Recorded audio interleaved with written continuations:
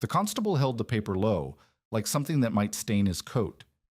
Rain came through the fish racks above them, streaking the ink, pooling on the wharf boards between scattered cod scales. The man in the loft doorway did not reach for the paper. He stood with one hand on the frame and the other resting on the shoulder of a boy, 10, maybe 11, Asu, who pressed against his hip and stared at the constable with eyes that did not blink. The constable read the words without looking up. When he finished, he folded the paper and glanced at the boy. He opened his mouth to say something. Then he closed it and looked away, toward the harbor, where the last boats were coming in empty. Mateus Faria had not slept indoors for 3 nights. The rain that October had come sideways off the Atlantic, cold enough to sting but not cold enough to freeze, and he had spent those nights under a canvas scrap wedged between 2 overturned dories behind the fish flakes on Commercial Street. Tomas pressed against his chest each night, the boy's thin shoulders jerking with each gust that found the gap beneath the canvas. The boy did not complain. That was worse than crying. A child who has stopped expecting shelter does not ask for it. 3 weeks earlier, Mateus had stood in the loft above Leander Pike's fish stage, sorting hooks by lamplight, and believed he would survive the winter. He had a berth. He had credit at the store. He had the last $20 share from the fall mackerel run, minus what Pike held back for flour and oil, and the new set of hooks Mateus had not asked for, but found charged to his name anyway. Then the mackerel vanished early. The boats came back light. Pike adjusted the books the way Pike always adjusted the books, quietly, with a pencil and a smile that never reached past his teeth. By the time Mateus understood what had happened, his share had been eaten. $13.60, Pike said. Flour, lamp oil, hooks. Winter credit advanced against a catch that never came. Mateus owed more than he had earned. The eviction was not violent. It did not need to be. A constable named Ridley arrived on a Tuesday morning with a paper that smelled of ink and fish oil. He read the words without looking up. Mateus had until sundown to vacate the loft. Pike's property. Pike's rules. Mateus owned what he could carry. 1 blanket, a draw knife so dull it would barely shave bark, a bent clam rake, a hand auger with a cracked bit, and $2.09 in coin. He owned the clothes on his back and the clothes on the boy's back, and nothing between those clothes and December. He could not leave. That was the part people never understood when they said a man should just move on, find work elsewhere, start fresh in another port. Mateus's remaining net share, the only money still owed to him from the season, sat in Pike's ledger. If Mateus left Provincetown, Pike would mark the debt settled and keep the share. $13.60 would swallow the $9 Mateus was owed, and Pike would pocket the difference as a lesson to other fishermen who thought about disputing charges. The debt was a leash. It kept Mateus close enough to suffer and too poor to run. And there was Tomas, his dead sister's boy. 10 years old, brown-eyed, quick with knots, and quiet with strangers. No relatives in Massachusetts, no relatives anywhere Mateus could reach without money for passage. If the town decided Mateus could not provide shelter, a church household would take the boy. Mateus had seen what church households did with Portuguese orphans. They taught them English and hymns and how to say thank you while scrubbing someone else's floors. They did not teach them how to mend a net or read a tide. So Mateus stayed. He slept behind the dories. He picked up half-day work hauling salt barrels and mending traps. He earned 40 cents one day, nothing the next, 20 cents the day after. The math was simple and murderous. A conventional shelter, even the meanest 12 by 16 shack with a tar paper roof, required timber he could not buy, nails he could not afford, a stove he did not own, and 4 to 6 cords of firewood he had no way to cut or haul without a horse or a saw team. He had no credit at the lumber yard. He had no friends with spare rooms. He had a child who coughed every morning now, and a calendar that moved toward December like a tide that would not turn. 39 days. He counted them the way a man with a cracked hull counts the distance to shore. Captain Orrin B. Knowles found Mateus on the 11th day, measuring driftwood with his forearm on the beach south of the breakwater. Knowles was 62, wind-cured and iron-spined, a retired surfman who had spent 19 years at the Peaked Hill Bar's life-saving station, pulling half-dead sailors out of the surf. He walked the outer beach every morning the way some men read scripture, out of habit and the suspicion that the world would punish any day he missed. His boots left deep prints. His coat hung open despite the wind. He did not feel cold the way other men felt cold, or if he did, he considered it a personal matter between himself and God. He stopped 10 feet from Matthias and watched him lay a piece of driftwood against another piece of driftwood, as if the two together might become a wall. "Faria," Knowles said. Matthias looked up. Tomas stood behind him, holding a coil of frayed rope like a pet he had found. Knowles surveyed the pile. He did not hurry. He counted the way a man counts who has spent decades calculating whether a wreck will hold together long enough to save the crew. "Half a cord of drift," Knowles said. 3 rotten posts, 1 blanket. He looked at the draw knife leaning against a rock. That edge would not open a letter. Matthias said nothing. "A man survives this beach with framed walls, a tight roof, and 6 cords stacked before Christmas," Knowles said. "You have none of the 3. The words were not cruel. Knowles delivered them the way he delivered every assessment, as fact, measured, and weighed, with no pleasure in the verdict. He had pulled too many dead men from the water to enjoy telling a living one that the numbers were wrong. "I know what I need," Matthias said. "Knowing and having are different oceans," Knowles replied. He looked at Tomas. The boy stared back with eyes that had already learned not to expect rescue. Knowles's jaw tightened. He turned and walked north along the tide line without another word. Matthias watched him go. Then he looked at the driftwood, half a cord, 3 rotten posts, a dull draw knife, a cracked auger, a child. He had 39 days. 28 of them would have weather fit for outdoor labor if the rain held off. The other 11 would be storms or cold so deep that working bare-handed meant losing fingers. He needed walls. He needed a roof. He needed a way to hold heat inside those walls and that roof while the Cape Cod wind tried to tear it all apart. The conventional answer was, build a shack. But a shack needed what he did not have: lumber, nails, glass or oiled paper for a window, a stovepipe, caulking, hinges. The cheapest version of the cheapest cabin would cost $18 to $22 in materials, and that assumed he could do every hour of labor himself, which assumed he had tools that worked, which assumed the weather cooperated, which assumed nothing else went wrong. He had $2.09. The math did not bend. He could not borrow it into shape. He could not charm it or pray it into a different answer. $2.09 against $18 minimum, and the first freeze was 5 weeks away, and the boy's cough was getting worse. That night, under the canvas behind the dories, Matthias pressed his back against the hull of an overturned skiff and felt the planks creak against the wind. The wood was cold, but the wind did not reach him through it. Where the hull curved down and the sand pressed up, there was a pocket of still air that smelled of tar and salt and old paint. The wind hammered the exposed side. The sheltered side held. He did not sleep well, but he noticed.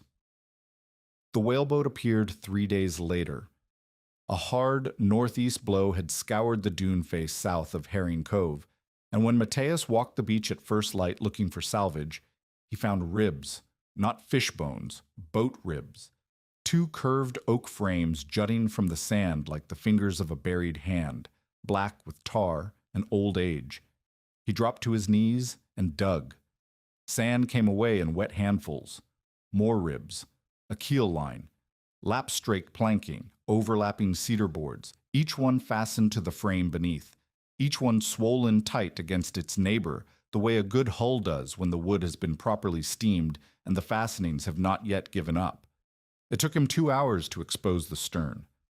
The stern post rose from the sand like a gravestone, weathered gray on the exposed face but still sound where the sand had packed around it. He scraped the surface with his thumbnail and found solid wood beneath the crust. By midday, he had traced the shape: 28 feet from stem to stern, roughly 6 feet wide at the beam, double-ended, pointed at both bow and stern, with the classic lines of a New Bedford whaleboat: light construction, cedar planking over oak ribs, lapstrake joints still mostly tight despite years of burial. The boat had been abandoned by a coastal trader who had bought old whaling gear from New Bedford after the industry declined and the great ships stopped sailing. It had been dragged ashore, stripped of useful hardware, and left to the dunes. The sand had swallowed it like the sea swallows everything given enough time. Tomas found him on his hands and knees inside the partially exposed hull, pressing his ear against a cedar plank. "What are you listening for?" the boy asked. "Wind," Matthias said. "I'm listening for the wind." He held his palm flat against the inside of the hull. The wood was cold, but not drafty. He could feel the solidity of it, the weight of a thing built to keep water out, to resist pressure from every direction, to hold its shape in conditions that destroyed lesser structures. A cabin had dozens of joints. Sills met floorboards, clapboards met studs, window casings met frames, roof boards met rafters. Every joint was a place the wind could enter.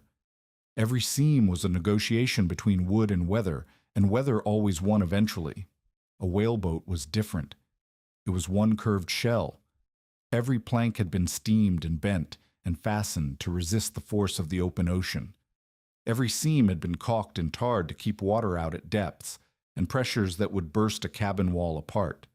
The hull was not a collection of pieces hoping to act like a wall. It was a wall, a continuous, curved, proven wall that had already spent its life answering to forces far worse than a Cape Cod winter. His father had taught him this, not in these words. His father had never said the word insulation or convective loss. His father had pressed a palm against the tarred seam inside a fishing boat on a stone quay in the Azores and told him to listen for the hiss of air. He had held a smoking wick near the seam and shown him how the flame stayed steady. "A boat keeps men alive," his father said, "not because it is warm, but because it refuses the wind." The logic assembled itself the way a hull assembles on a frame, one plank at a time, each one locking the others tighter. If he could dig a trench beneath the whaleboat, lower the hull into the ground so sand banked against the outside walls, seal the cracked seams with oakum and pitch and canvas strips, build a low roof over the open top from salvaged oars and fish flake poles, pack dried eelgrass thick above the canvas, cut a hatch on the lee side small and low, just enough for a man and a boy to crawl through. The trench would need to be 24 feet long, 5 feet 8 inches wide, and 3 feet deep below the keel. He would leave 2 feet of sand banked against the exterior for windmass, beach stones along the keel line for drainage, a knee-high entry on the side away from the prevailing wind, a smoke vent with a tin collar, not for a roaring stove, but for a small lamp or a contained fire just large enough to take the killing edge off the air. The interior volume would be small. That was the point. Less air to warm. In a 12 by 16 cabin, a man needed a stove burning 4 to 6 cords of wood across a winter to fight the drafts pouring through every joint. In a sealed hull banked with sand and insulated with eelgrass, body heat and a single lamp might hold the temperature above freezing. Not comfortable, not warm, but alive. He stood up inside the half-buried hull and measured the space with his arms. Enough room for 2 people to sleep lengthwise, enough headroom to sit upright but not stand, enough width for bedding and a small firebox and nothing else. It was not a house.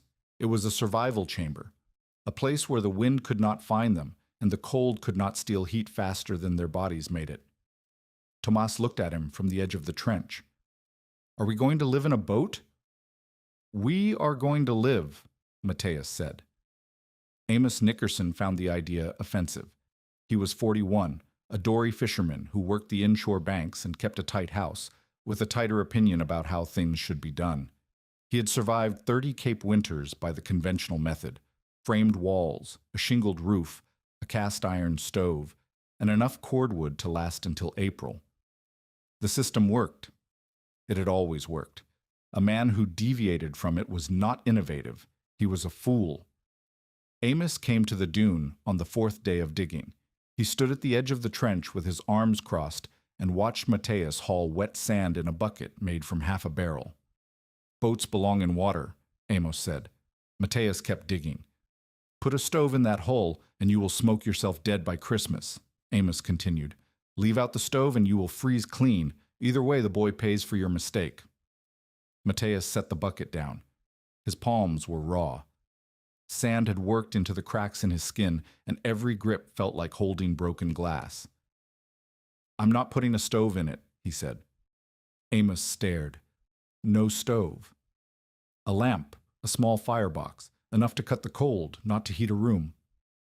"A lamp," Amos repeated, as if Mateus had said he planned to heat the shelter with prayer.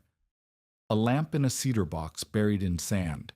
You will have condensation running down the walls by the second night, mold by the third week. The boy's lungs will fill before January." Mateus did not answer immediately. The objection was real. Condensation was a killer in tight spaces. Moisture from breath and body heat would collect on cold surfaces, soak bedding, breed sickness. A sealed hull without ventilation would become a wet tomb. "2 vents," Mateus said. "One low, one high." "You have thought about this." "I have thought about nothing else." Amos looked at the hull. He looked at the trench. He looked at Mateus's bleeding hands and the boy sitting on a dune crest with a piece of rope, practicing bowlines the way other children played with sticks. "You are gambling that child's life on a theory," Amos said. "I am gambling his life either way," Mateus replied. "At least this way the odds are mine to set." Amos left. He did not wish Mateus luck. He did not offer help.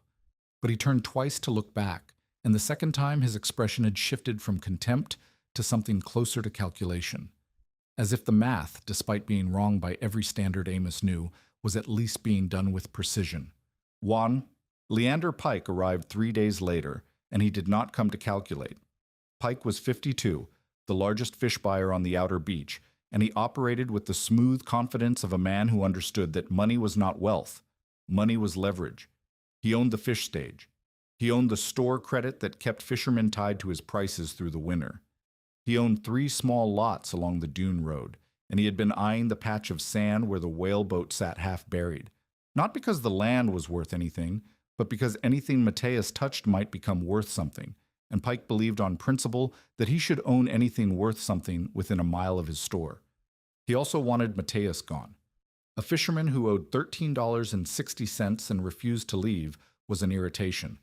A fisherman who owed $13.60 and was building a shelter out of garbage was an insult. Pike found Mateus waist-deep in the trench. Sand caked his forearms. His shirt was torn at the shoulder.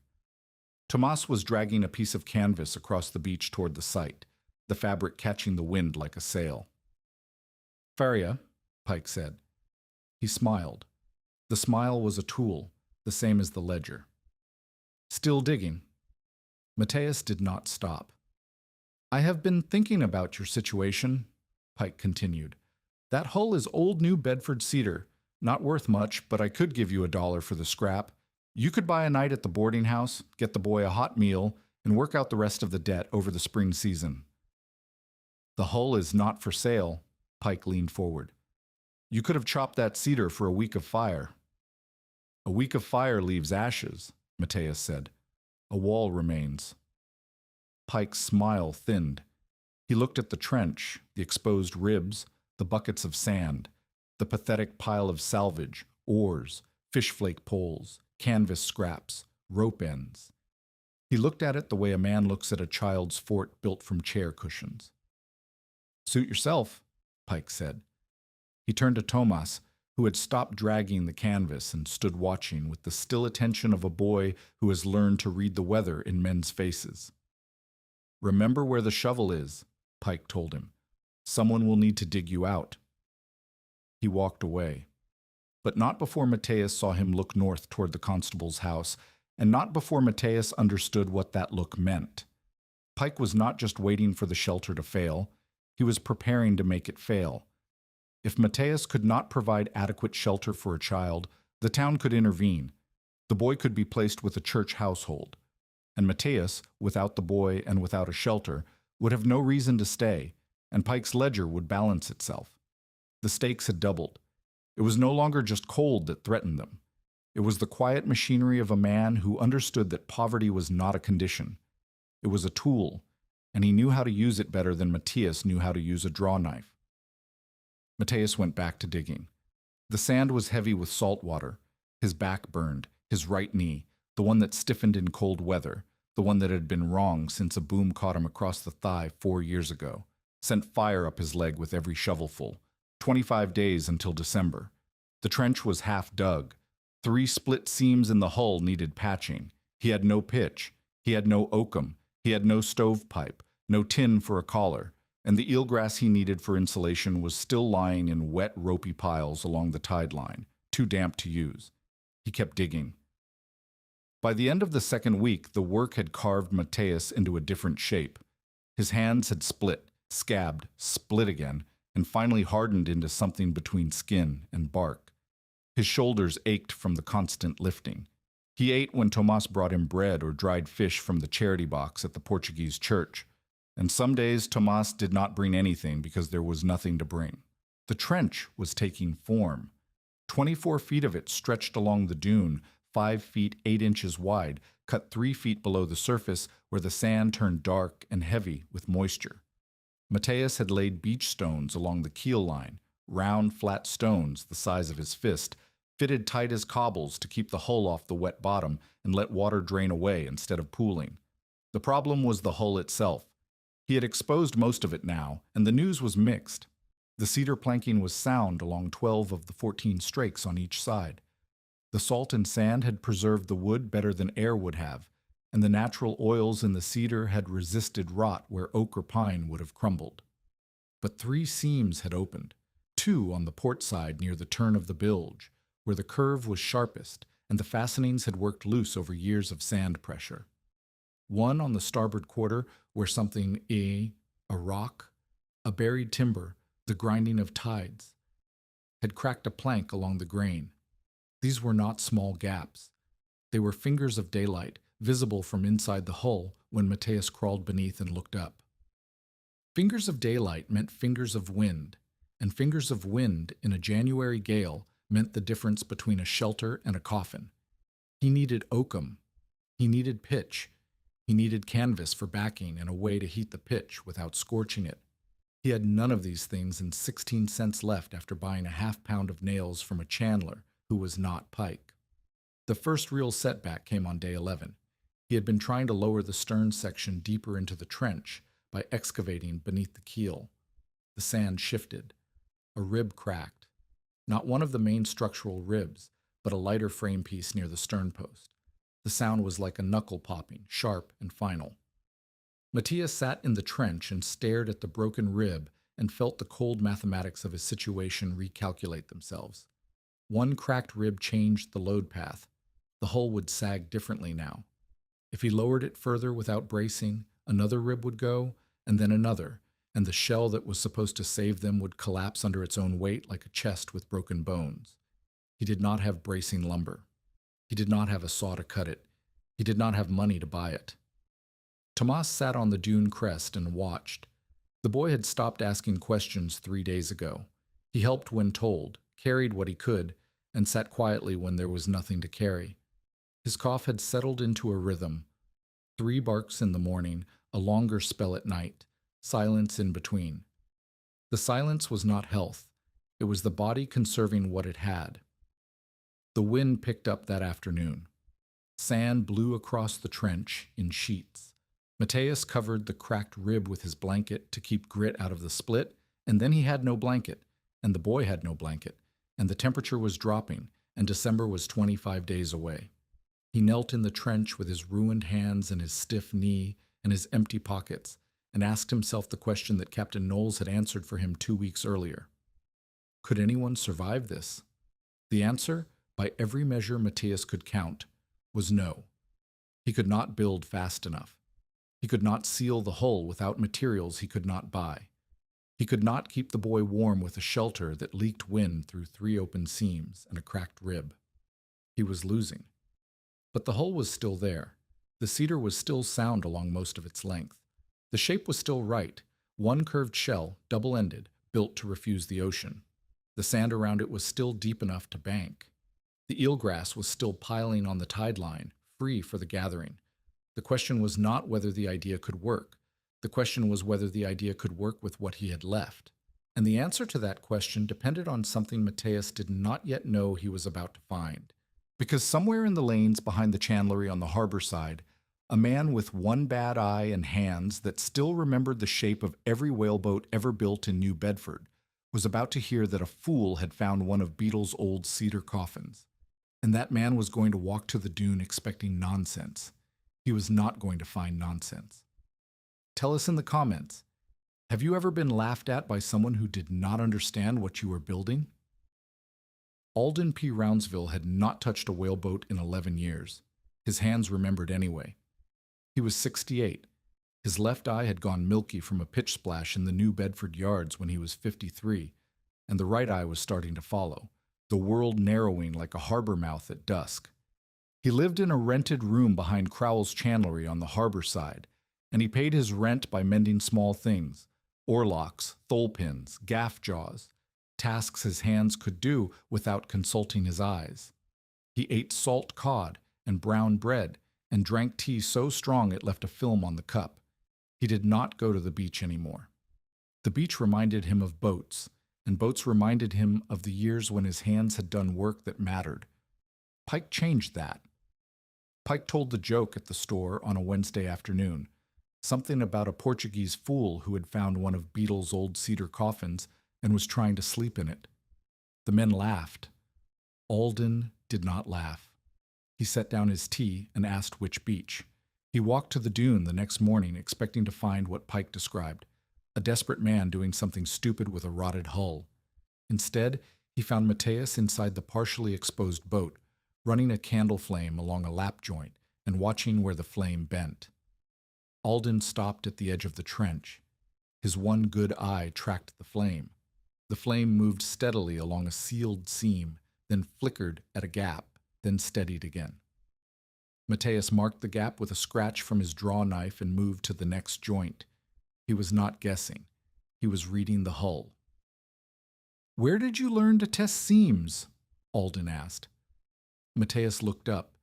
He saw an old man with one clouded eye and hands that were knotted and scarred in ways that only shipyard work produced, pitch burns, chisel scars, the flattened knuckles of a man who had spent decades driving copper tacks with a mallet. "My father," Matthias said, "in the Azores." "Your father was a boat builder?"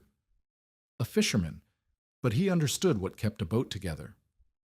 Alden lowered himself to one knee at the trench edge, slowly, the way old joints negotiate with gravity. He studied the exposed hull. His eye moved from the stern post along the keel to the turn of the bilge, up the lap straight planking, across the ribs. He saw what Matthias had seen: sound cedar along most of the length, 3 opened seams, 1 cracked rib. He also saw what Matthias had not seen. "The garboard plank," Alden said, pointing to the lowest strake where it met the keel. "Sand has protected it, but that joint takes the most load when you change the angle. You lower this hull another 6 inches, and the garboard pulls away from the keel. Then you have a gap at the bottom you cannot reach to seal." Matthias stared at the joint. He had not considered it. "You need to bed the keel in sand pockets," Alden continued, "shaped like cradles, not flat. The hull sits in the cradles, and the weight spreads across the ribs instead of pulling at the garboard." He paused. "You may be poor, Faria, but you're not careless." That was the beginning. Not charity, not pity, recognition. Alden saw competence where Pike saw a joke and Knowles saw a dead man walking. And competence, to a man who had spent his life among men who built things that kept other men alive, was the one quality that demanded a response. Alden came back the next morning with a smoking wick made from tarred rope and a tin of pitch he had been keeping for no reason he could name. The first lesson was seam testing. Alden showed Matthias how to hold the wick close to a joint, not touching, not too far, and watch the smoke. Where the smoke traveled straight, the seam was tight. Where it bent, air was moving through. Where it vanished, the gap was wide enough to swallow the entire thread of smoke without deflecting it. Mark every bend, Alden said. Mark every disappearance twice. The ones that swallow smoke are the ones that will swallow heat. They worked the port side first. Matthias held the wick. Alden watched. Tomas followed behind with a piece of chalk, marking each spot Matthias called out. The boy was precise. He drew small crosses for bends and large crosses for disappearances, and by the time they had worked from bow to stern, the port side of the hull looked like a chart of failures. 14 bends, Alden said. 3 disappearances. The disappearances are your open seams. The bends are the places where one more winter will make disappearances. Can they be sealed? Alden picked up a piece of cedar shaving from the trench floor and held it between his fingers. Cedar is forgiving. It swells when it is wet and shrinks when it is dry, but it remembers its shape.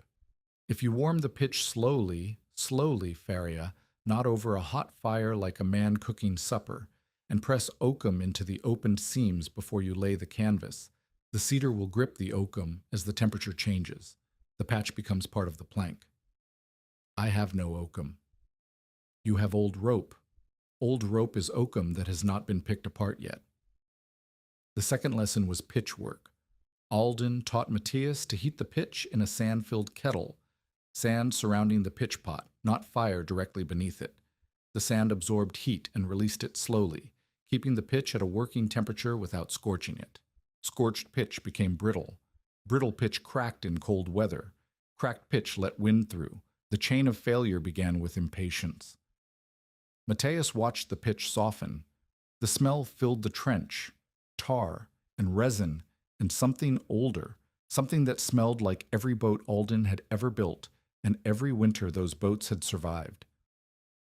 Press the oakum with the heel of the iron, not the edge, Alden said, handing Matthias a blunt seam iron he had carried from the chandlery. The edge cuts, the heel compresses. You want the fibers packed so tight that water would need permission to pass.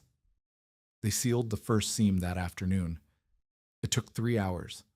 Matthias's arms shook from holding the iron at the angle Alden specified, 30 degrees off the plank face, pressing inward and downward, forcing the picked rope fibers into the gap until they compressed into a dense, matted line.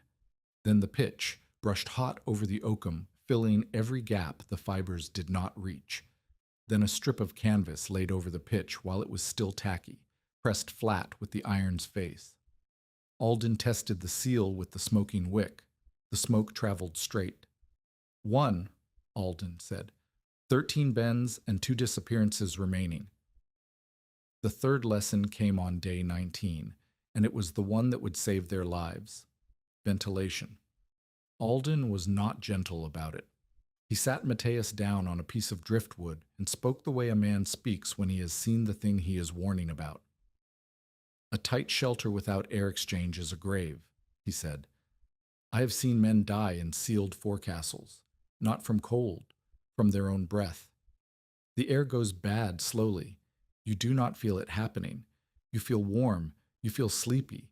You think the warmth means safety. The sleepiness means the air is killing you. Amos said the same, Matthias replied. Nickerson is right about the danger and wrong about the solution. He thinks you need a stove with a proper chimney. You do not. You need 2 vents, one low, at the base of the hull near the hatch where cold air enters. One high, at the crown of the roof, where warm air and breath moisture exit. The low vent feeds. The high vent bleeds. The air moves in a circuit. You never block both at the same time.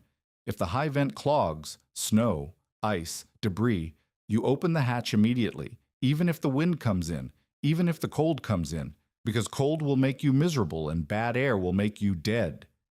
He made Matthias repeat it. Cold air low, warm air high. Never block both. If the high vent clogs, open the hatch. Tomas listened from behind the hull. The boy remembered things once. He would remember this. The fourth lesson was condensation control. Alden taught Tomas, not Matthias, Tomas, to wipe the underside of the canvas roof each morning with a rag. moisture from breath collected overnight as frost on the inner surface. If left, it would melt as the day warmed and drip into bedding. Wet bedding in a sealed space bred mold and sickness faster than cold ever could. Every morning, Alden told the boy, before anything else, before you eat, before you piss, you wipe the roof. Tomas nodded. And the eel grass, Alden continued. Shake it out before the frost melts back into the fibers. Dry eelgrass holds air. Wet eelgrass holds water. Air keeps you warm. Water steals heat.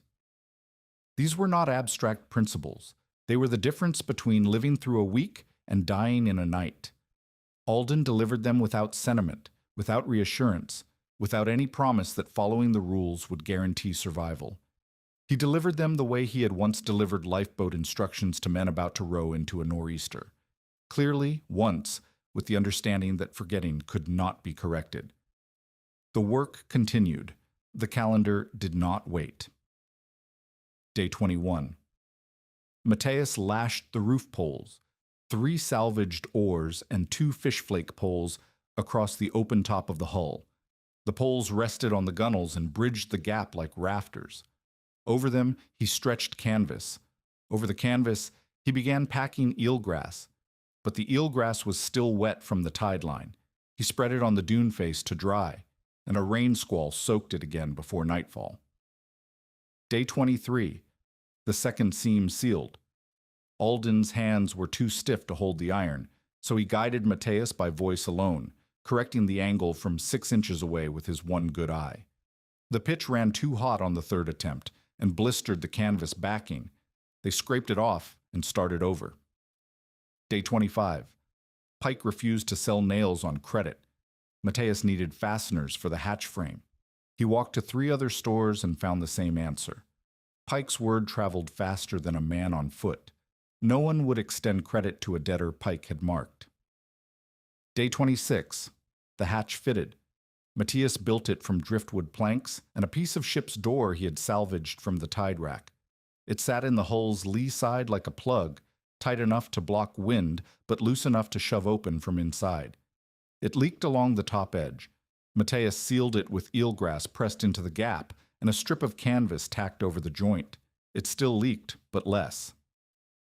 Day 28. A rain tide flooded the trench. Matthias had not cut a drainage channel to the seaward side. He had assumed the beach stones would handle runoff. They did not. 3 inches of brown water covered the trench floor by morning, and the bedding he had laid, old blankets, dry grass, a folded sail, was soaked through. Tomas stood on the dune crest and looked at the flooded trench and did not say anything. Matthias spent the day digging a drainage cut with the bent clam rake, driving a channel from the low end of the trench toward the beach. The water drained. The bedding did not dry for 2 days. Day 30. Tomas's cough worsened. 2 nights in damp blankets had done what the open air had not. The boy's breathing rattled at night, and in the morning his lips were pale, and his hands were cold even when Matthias held them against his own chest. Matthias carried the boy to the Portuguese church and asked for dry blankets. The church gave him one blanket. For 2 people in a shelter that was not yet sealed against a winter that was 14 days away. Day 32, the first full night inside the hull. The eelgrass was finally dry enough to pack. Matthias layered it 6 inches thick above the canvas roof, then covered it with a second canvas sheet weighted with stones. The entry hatch was sealed. The high vent, a square cut in the canvas roof with a tin collar Alden had fashioned from a flattened oil can, drew steadily. Matthias lit the small lamp. The flame burned without flickering. Tomas slept 3 hours without shivering.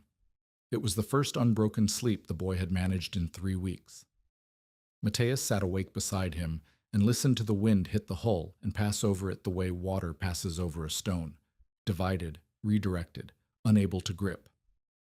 The hull answered. The Cedar held. Day 35. Alden collapsed. He was carrying a bucket of sand for pitch heating when his chest seized. He sat down hard on the dune face, one hand pressed to his ribs, his face the color of old sail canvas. Matthias reached him in 4 strides. The old man's pulse was thin and fast beneath Matthias's fingers. "My tools," Alden said, as if the chest pain were an inconvenience and the real emergency was the bucket he had dropped. "Stay still." "My tools are in the chandlery room. The seam iron is on the shelf above the window." "You're not dying today," Matthias said. "I have been dying for 6 years," Alden replied. "The question is which project I finish first." He rested for an hour. Then he stood, slowly, and walked to the trench and pointed to the 3rd disappearance, the cracked plank on the starboard quarter, and told Matthias exactly how to reinforce it with a sister frame made from a piece of oak driftwood and 4 copper nails. Amos Nickerson arrived that evening. He did not announce himself. He left a coil of old line on the sand near the trench. Good rope, 1/2-inch manila, enough for lashing and binding. When Matthias found it, he looked toward Amos's house. The door was closed. The next morning, Matthias asked Amos about the rope. "I am not helping your boathouse," Amos said. "I'm clearing junk from my shed." Day 38. The first hard frost.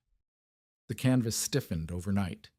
Ice crystals formed on the outside of the hull where moisture had seeped into the wood grain. Inside, the eelgrass insulation held a pocket of still air above the sleeping space. The lamp burned low. The temperature inside the hull was not warm, but it was not killing cold. Tomas slept through the night. His cough was quieter. The shelter was not finished. It was functional. There is a difference. Finished means every problem solved. Functional means enough problems solved to survive until the next one. Matthias had sealed 2 of 3 major seams, patched the cracked rib, built the hatch, installed the vents, packed the eelgrass roof, cut the drainage channel, and bedded the keel in Alden's sand cradles. The 3rd seam, the cracked plank on the starboard side, was reinforced but not perfectly sealed. The hatch still leaked slightly at the top edge. The eelgrass was packed unevenly in 2 places where the canvas had sagged, but the smoke test showed straight lines along 80% of the hull. The drainage channel kept the trench dry, the vents drew properly, and when Matthias sat inside with the lamp lit and the hatch sealed and the wind hammering the dune outside, the flame did not move. The wind could not find them. By late January of 1888, the shelter had been tested by ordinary cold and passed. Not comfortably, not with any margin that a reasonable man would call safety, but passed. Matthias measured with Alden's borrowed thermometer, a mercury tube in a wooden case that Alden had kept from his shipyard days. The numbers told a story that words could not. Outside, in a northeast wind, 14 degrees. Inside, before the lamp, 28 degrees.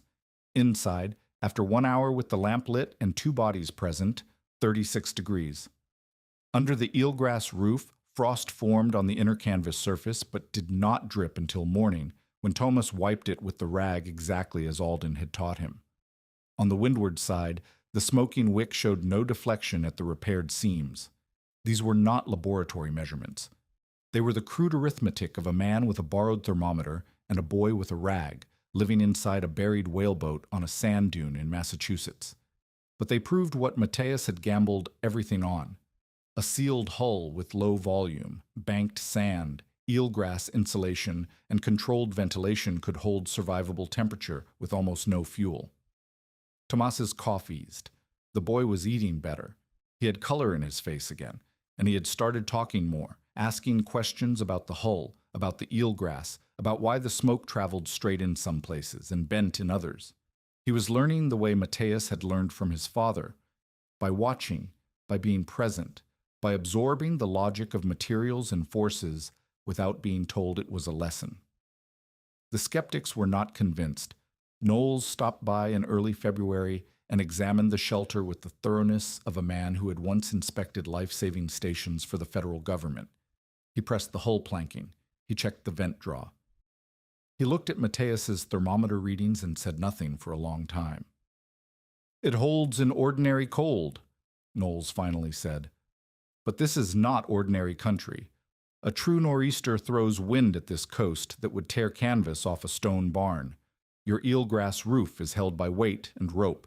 A gust of 60 miles will lift it like a blanket. The sandbanks protect the windward side, Matthias said. Sandbanks shift. I have seen dunes move 6 feet in a single blow. He looked at the hull with something that was not quite respect and not quite doubt, but lived somewhere between the two. You have done good work, Faria, but a real blow finds every lie in a wall. Amos was more direct. Smoke and damp air, he said. One bad week and the boy is sick again. Pike was the most direct of all. He stopped at the edge of the dune and called down, "The first spring tide will float that coffin loose." Each skeptic voiced a different failure: wind, air quality, water. And each skeptic was wrong about the specific threat, but right about the general principle.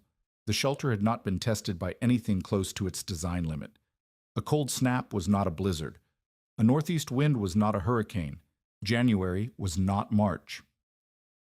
Alden came to the shelter on a raw February afternoon and brought something Matthias had not asked for: a strip of thin copper, 3 inches wide and 2 feet long, bent into a collar shape. He fitted it around the stovepipe vent, crimping the edges with pliers so the copper gripped the tin beneath it. "What is this for?" Matthias asked. "Ice," Alden said. "When the temperature drops fast, moisture in the vent freezes to the tin. The ice builds until it blocks the opening. Copper conducts heat differently. It takes longer to ice over, and when it does, you can tap it free without tearing the collar loose." He pressed the copper into place with his scarred hands. Then he looked at Matthias with his one good eye and said quietly, "You may have made a house out of what better men threw away." He said it the way a man says something he has been thinking for weeks and has only now allowed himself to believe. Then he added, "But a real blow finds every lie in a wall, and this winter is not finished." The barometer fell that week. Gulls moved inland. Fishermen who read the sea by swell and sky pulled their boats higher on the beach than usual. The telegraph brought warnings from New York and Boston, but telegraphs on the outer Cape were unreliable, and the warnings arrived late or garbled or not at all. A thaw came first. Rain. Warm air off the Gulf Stream meeting cold air from the northwest. The rain turned to sleet on a Tuesday afternoon. The sleet turned to something worse by nightfall. The wind began to build. If you are invested in this story, stay with us, because the shelter is about to face the one danger Alden warned could turn safety into death. The Great Blizzard of 1888 arrived not as a single blow, but as a sequence of betrayals. The warm rain that fell on March the 10th felt like reprieve. Men came out of their houses, fishermen checked their boats, children splashed in puddles that had been ice the day before. The warmth was a lie. By midnight, the rain had turned to sleet. By 2 in the morning, the sleet had turned to snow. Not the soft, slow snow of a regular nor'easter. This snow came sideways, driven by wind that built in a roar so constant it stopped sounding like wind and started sounding like the sky itself had lowered to the ground. The temperature dropped 26 degrees in 9 hours. Matthias woke to the hull groaning. He had heard hull sounds before: the creak of wood adjusting to temperature, the tick of sand shifting against the planking. This was different. The hull was flexing. The wind was hitting the exposed dune face with enough force to vibrate the sand, and the sand was transmitting that vibration through the banking into the Cedar. The boat sounded like it was afloat again, riding a sea that existed only in pressure and fury. Tomas sat up in the dark. "Is the ocean coming through the ground?" the boy asked. "No," Matthias said. "The ocean is above us tonight." He lit the lamp. The flame held steady. The seams were not leaking air. The vent was drawing. The shelter was holding. But the sound, the deep, constant moan of cedar under wind load, made the space feel less like a refuge and more like the inside of a drum being struck by a fist the size of the Cape. Matthias pulled on his coat and opened the hatch. He needed to see. He could not see. The snow was not falling. It was flying. Horizontal white, moving so fast it stung any exposed skin like thrown sand. The wind was not gusting. It was sustained. a wall of force that pressed against his chest when he leaned out the hatch. He could not hear the ocean. He could not hear anything except the wind. He pulled the hatch closed. Sand had already blown in through the 4 seconds it was open, a handful of fine white grains on the blanket, sharp with ice crystals. "The hatch stays shut," he told Tomas. "The vents do the work." The first 3 hours passed in the sounds of a world coming apart. Somewhere north, a crash. Timber on timber, a structure giving way. A fish shed wall, maybe, or a fence post torn loose and thrown. Somewhere south, a rhythm of banging. A door that had lost its latch, slamming open and closed until the hinges surrendered or the frame broke. The hull absorbed these sounds and translated them into vibration. The Cedar hummed. Inside, the temperature held. Matthias checked the thermometer at 1-hour intervals. The numbers were not good, but they were not fatal. First hour, 31 degrees inside. The wind was stealing heat through the hull walls faster than the lamp, and their bodies could replace it. Second hour, 29 degrees, dropping. Third hour, 28 degrees, holding. The eelgrass insulation and the sandbanking were doing what they were meant to do, slowing the transfer, buying time, making the hull lose heat gradually instead of instantly. A clapboard house in this wind would be losing heat through every joint, every window frame, every place where the builder had not sealed against a storm that exceeded every storm the builder had imagined. The hull had been built to exceed imagination. It had been built for the open ocean. 28 degrees was cold, but 28 degrees was not lethal. 28 degrees was survival. The knock came at 4 in the morning. Matthias heard it through the hull, not the winds hammering, but a human fist, desperate and rhythmic. He opened the hatch into a wall of snow and wind and found Amos Nickerson kneeling in the drift, holding his 6-year-old daughter Ruth against his chest. The child was burning with fever. Her face was red, and her eyes were glassy, and her breath came in fast, shallow pulls that Matthias could hear even over the wind. Amos's house, the tight house with the framed walls and the cast-iron stove and the stacked cordwood, had lost a window sash on the north side.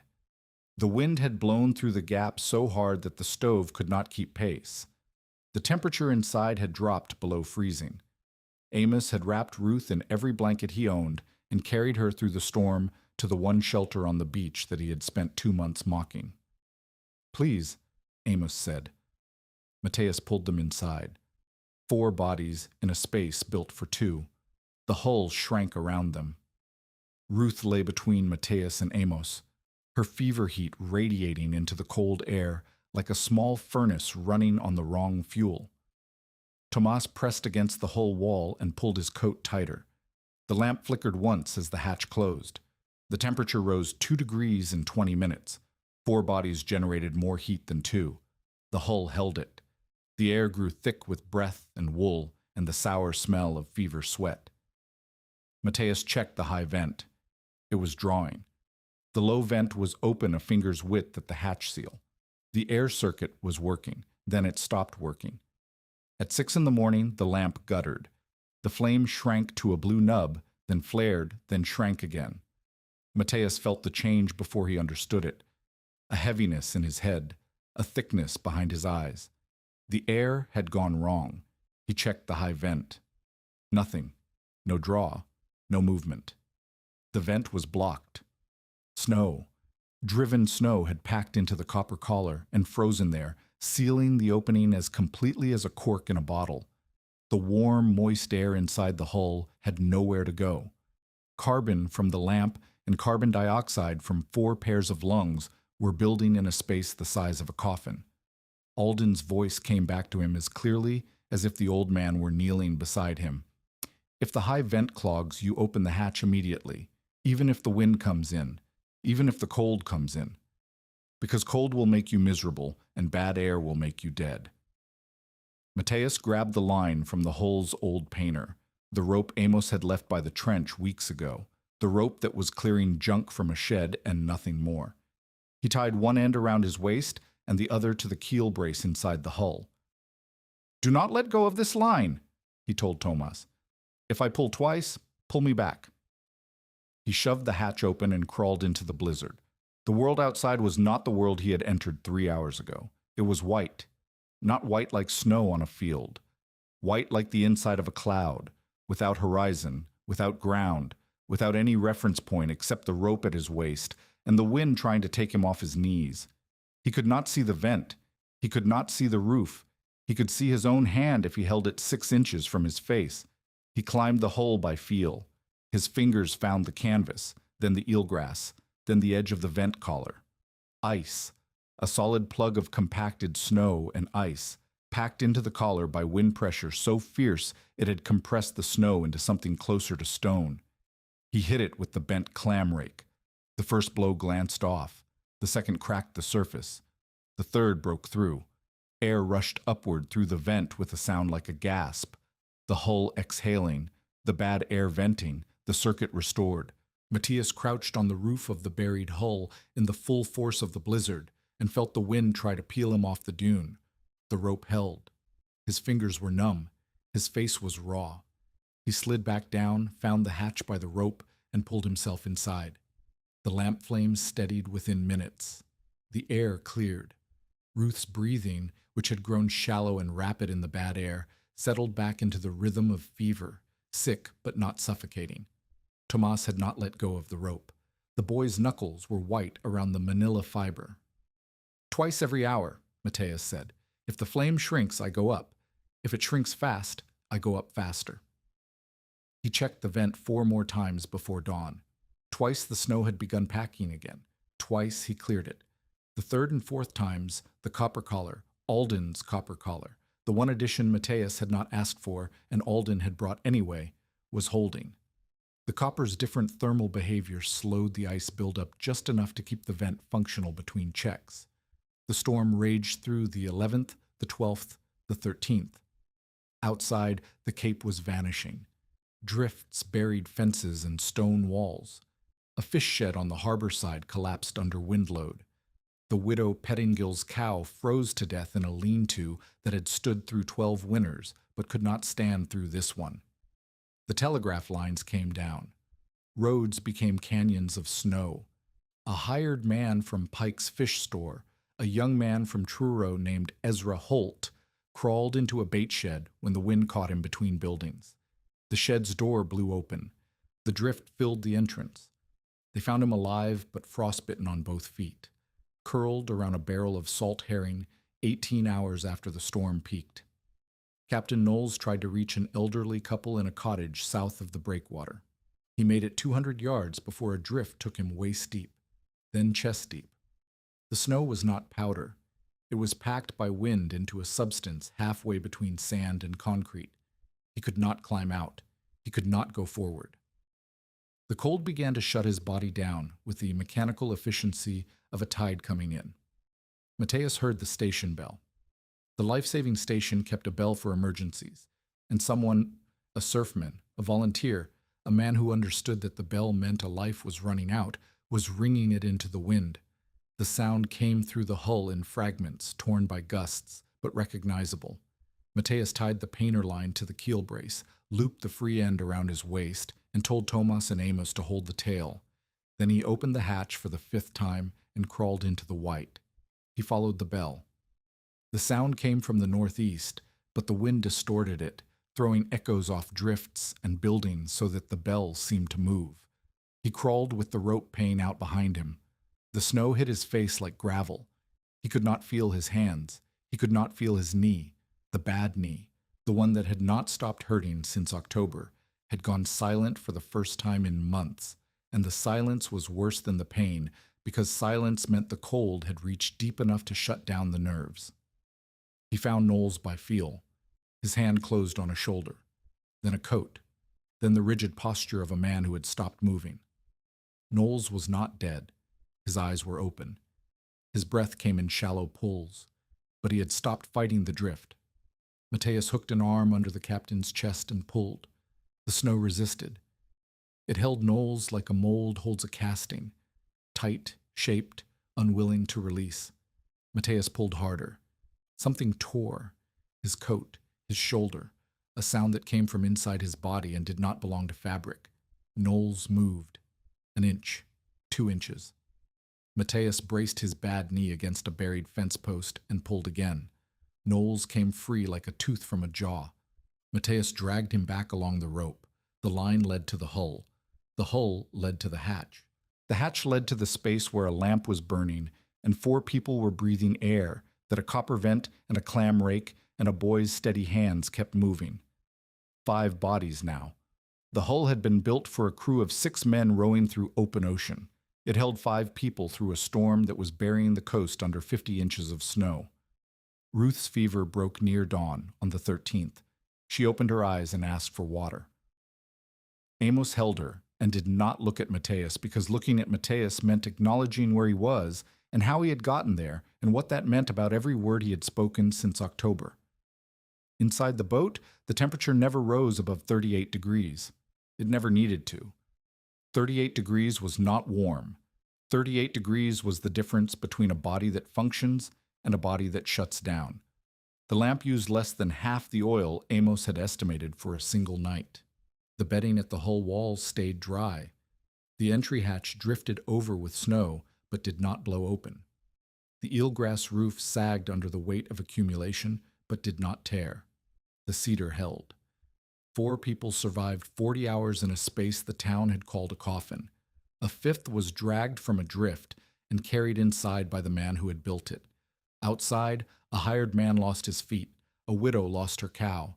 Houses burned fuel at twice their normal rate because every crack and joint and failed caulk line became a channel for the wind, and the wind was patient, and the wind did not stop. The storm broke on the 14th. The wind died in stages, like a fire burning down, each hour quieter than the last until the silence felt louder than the gale. Matthias opened the hatch into a world he did not recognize. The dunes had changed shape. Drifts rose 8 feet against the sides of buildings. Paths had become trenches. The sky was the pale, exhausted blue that follows a storm that has used up everything the atmosphere had to give. He stood on the buried hull and looked south. The harbor was a field of white. Masts stuck up from snowdrifts like the bones of ships that had sunk into the land instead of the sea. Men were tunneling between houses. A dog barked somewhere, muffled by walls of snow. Matthias looked at the hull beneath his feet. The cedar was cold. The canvas was weighted with snow. The eelgrass was compressed but intact. The seams he had sealed with oakum and pitch and Alden's steady instructions were still tight. He had built this thing from garbage, from a boat nobody wanted, from rope Amos would not admit to giving, from eelgrass the tide threw away, from copper Alden carried in hands that had forgotten more about boats than most men would ever learn. He had built it because he had no other choice and because his father had taught him something true. A boat survives not because it is warm, but because it refuses the wind. The wind had come. The hull had refused. But survival was not yet validation. The town still stood around him in snow and silence, and the question was no longer whether the shelter worked. The question was whether the men who had mocked it could see what it had done, and whether seeing would be enough to change what came next. The snow took 6 days to clear enough for men to move between houses without tunneling. Telegraph lines stayed down for 9. Roads from Provincetown to Truro remained impassable for nearly 2 weeks. The outer cape had been cut off from the rest of Massachusetts as completely as if the ocean had risen and swallowed the land bridge behind it. Captain Orrin Knowles came to the shelter on the 3rd day after the storm. He came alone. He walked the path Matthias had shoveled from the dune crest to the hatch, a narrow trench cut through drifts that rose above a man's head on both sides. The snow walls were so clean they looked carved. Knowles moved slowly. His legs had not fully recovered from the hours in the drift. His hands were bandaged where frostbite had opened the skin. He did not complain about the pain. He did not mention the rescue. He came to look at the hull. Matthias was inside, replacing the eelgrass that had compressed under the snow load. Tomas was shaking frost from the canvas roof lining and collecting the ice crystals in a tin cup, which he would melt later for drinking water. The boy had not missed a morning wipe since Alden taught him the routine. Not once. Knowles ducked through the hatch. The space was low. He could not stand upright. He knelt on the bedding and let his eyes adjust to the lamplight. The interior was not beautiful. It smelled of pitch and damp wool and lamp smoke and the lingering sweetness of eelgrass. The walls were curved cedar, dark with tar, scarred where sand had abraded the outer surface for years before Matthias dug the hull free. The floor was packed sand over beach stones. The bedding was old blankets and dried grass arranged on a wooden pallet Matthias had built from fish flake scraps. The lamp sat in a sand-filled tin at the center of the space, its flame small and steady. But the air was dry. The seams were tight. No frost line marked the inside of the hull. The insulation was doing its work, keeping the cedar surface above the dew point so moisture did not condense on the walls. Knowles pressed his palm against a plank near the turn of the bilge. The wood was cool, but not wet. He pressed another plank near the keel line. The same. He looked at the high vent. The copper collar gleamed dully in the lamplight. A faint current of air moved upward through it, visible only because Knowles was watching for it, looking for the slight shimmer that moving air creates in lamplight. He looked at the low vent near the hatch. Open a finger's width. Feeding. He looked at Matthias. "I told you a man needed framed walls, a tight roof, and 6 cords stacked before Christmas," Knowles said. "You did." "I was wrong." Knowles touched the cedar plank again, as if confirming something his hand needed to feel a second time. What he needed first was a wall the wind could not read. He said it quietly, and the words carried the weight of a man who had spent 62 years believing he understood what kept people alive on this coast, and who had, in the span of one storm, discovered a gap in that understanding wide enough to crawl through. Knowles stayed for 20 minutes. He asked questions, not the questions of a skeptic testing a theory, but the questions of a man trying to learn something new late in a life he thought had stopped teaching him. How deep was the trench? How thick was the eelgrass? How did the drainage channel work in a tide surge? What kept the sand banking from eroding in sustained wind? Matthias answered each one. He answered with numbers. 24 feet, 6 inches of eelgrass, 3 feet deep, 2 feet of banking. Because numbers were the language Knowles trusted, and because the numbers were true, and because the truth of them had been tested by 4 people breathing through a blizzard that killed men in better houses. Knowles left without ceremony. He walked back up the shoveled path and did not look back. But that evening, he wrote a note.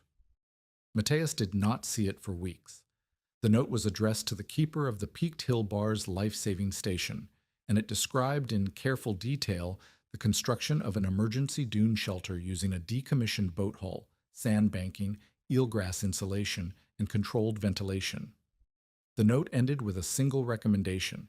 The station should consider maintaining 2 such shelters along the outer beach for use during extreme weather events. Knowles never told Matthias he wrote it. Matthias learned about it months later from a surfman who came to study the hatch design. Amos Nickerson came next, and his coming cost him more than Knowles's had. Knowles was an authority figure. Admitting error was part of authority.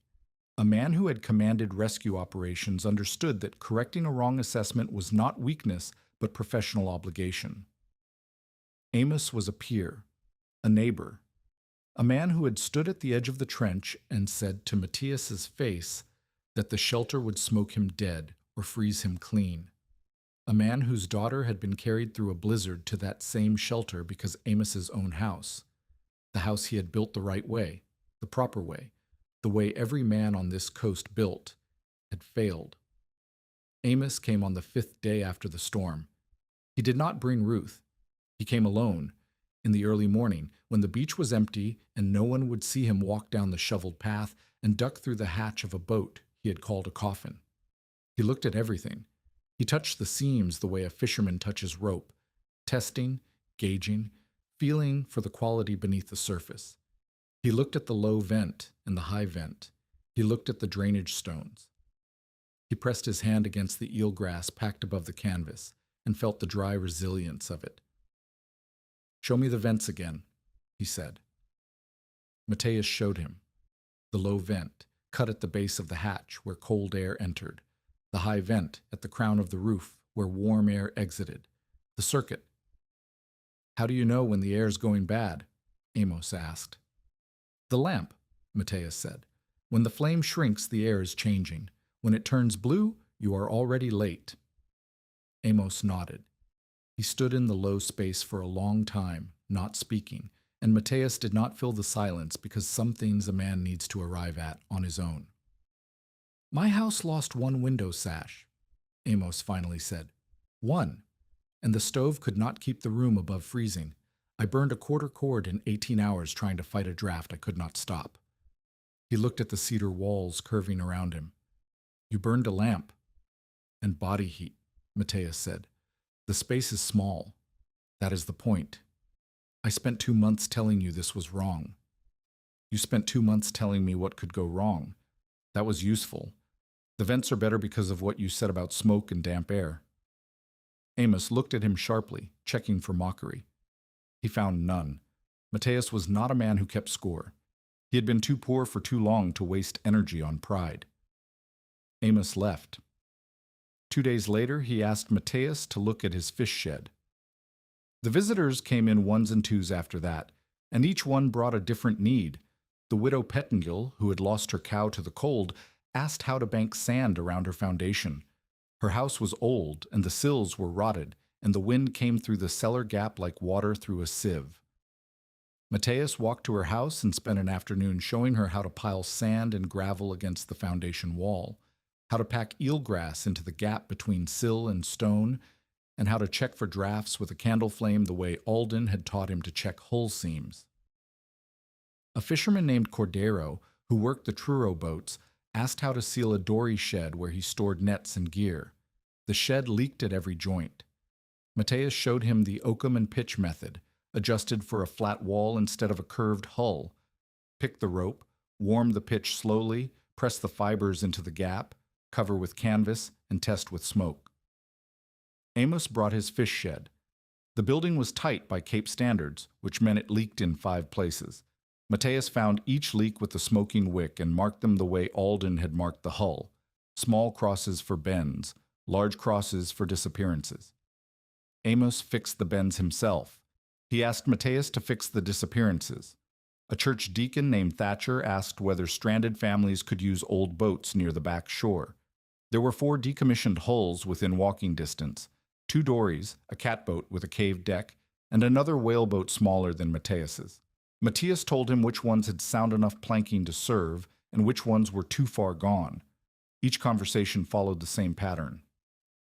The visitor arrived skeptical or embarrassed. They looked at the shelter.